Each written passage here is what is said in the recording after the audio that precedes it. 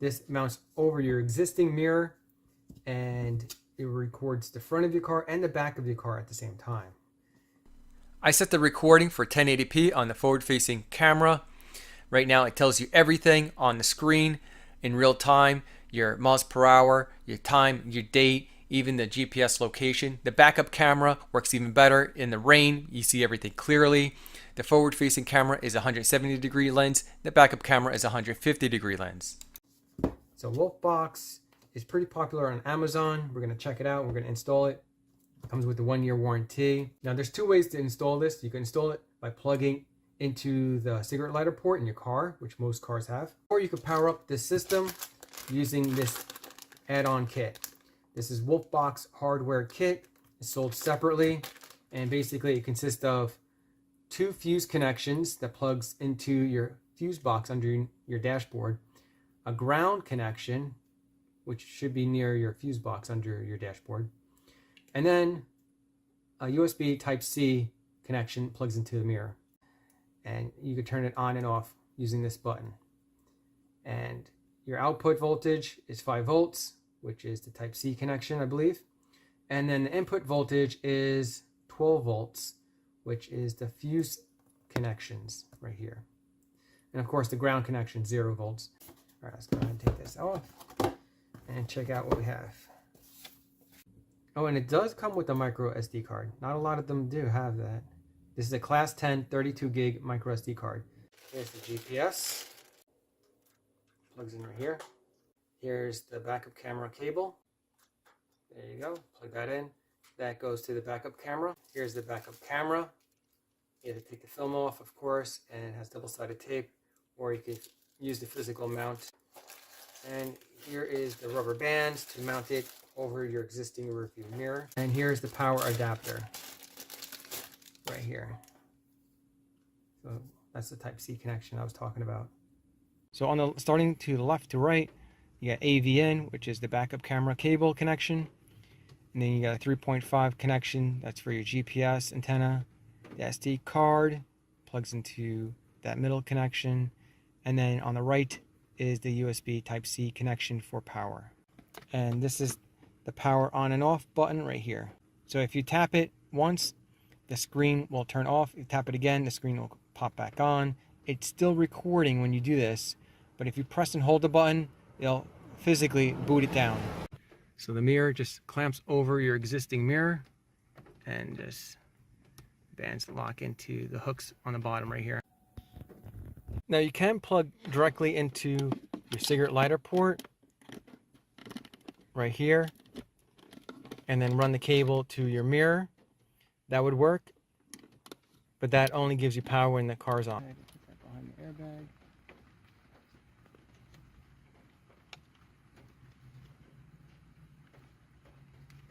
Be sure to run the wires behind the airbag for safety reasons.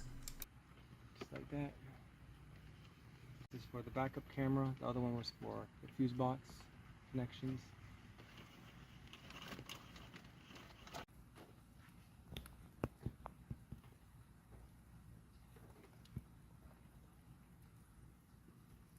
There we go. And then we have to pop this off.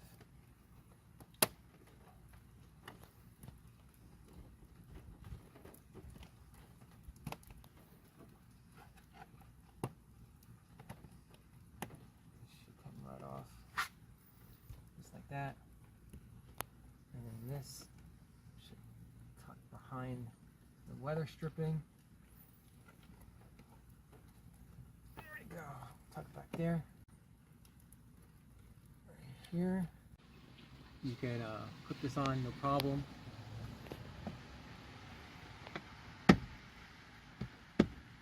Now, if you want to use the cigarette lighter port for power, that's fine. You can skip over this section, but if you want 24-hour monitoring when your car is parked, then I suggest getting the add-on kit, which is sold separately. The add-on kit is a fuse kit that connects to your fuse box. Then you basically open up the fuse box. On the lid is a diagram where to plug in the fuse connections. The red wire will be plugged into ACC, and the yellow wire will be plugged into constant power. It could be battery or labeled power outlet. And of course, the black wire will be connected to a ground source nearby. Continue to tuck in the cable underneath all the panels. Then bring it to the corner of the back seat. There should be a gap where you could bring it out to the trunk. I use a flashlight to see where the hole is. So go back to the seat, and if you see the light, then you can feed the wire through that hole. In the trunk, go ahead and locate the cable and pull it out. I ran the wire from that corner of the trunk up to here.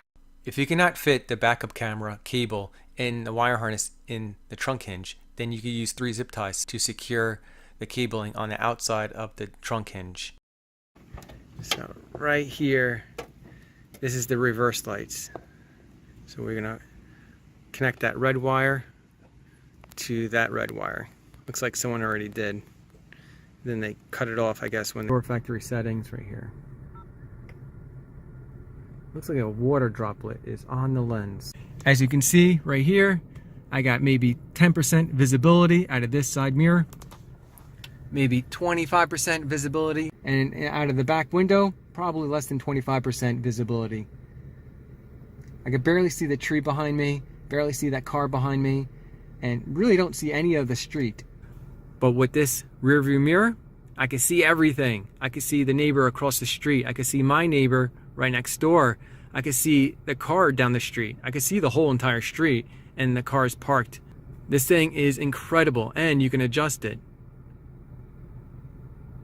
This is probably one of the best dash cam backup camera systems I have ever installed.